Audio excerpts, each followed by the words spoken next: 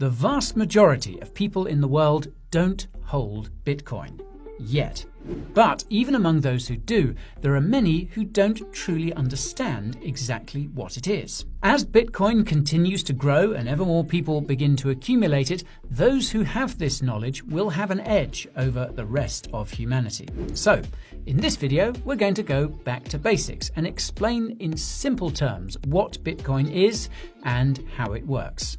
In just a few minutes' time, Bitcoin, along with all the terms associated with it like blockchain, mining, proof of work, and private keys, will all make sense. Perhaps the simplest way to think about Bitcoin is to begin with an example.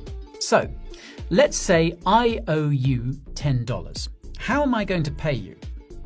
Well, the simplest way for me to do that would be for me to give you $10 in cash. Now, there are a few things which make this a good way to do it. For a start, it's instant. The moment I hand over the cash, our debt is settled. You have your money and can then do whatever you need to do with it.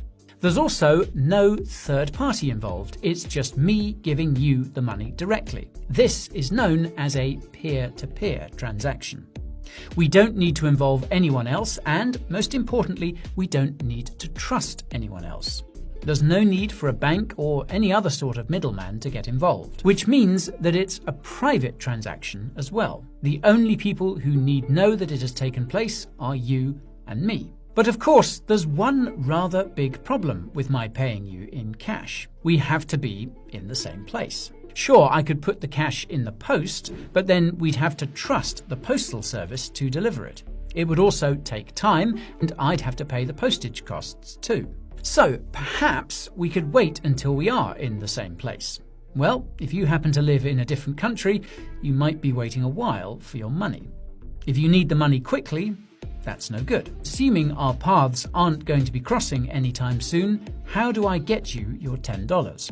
In today's world, there are, of course, a lot of ways of sending money electronically. There are, in short, a number of ways to do it, but they all involve a middleman of some kind, be it a bank, card network, money transfer service, or a platform like PayPal. We've had to trust at least one other entity to ensure the transfer happens at all. So, the ideal solution to this problem is a form of digital cash that can be transferred peer-to-peer without having to trust any third parties, and that can settle a payment quickly between two people in two different places. Well, that is essentially what Bitcoin is.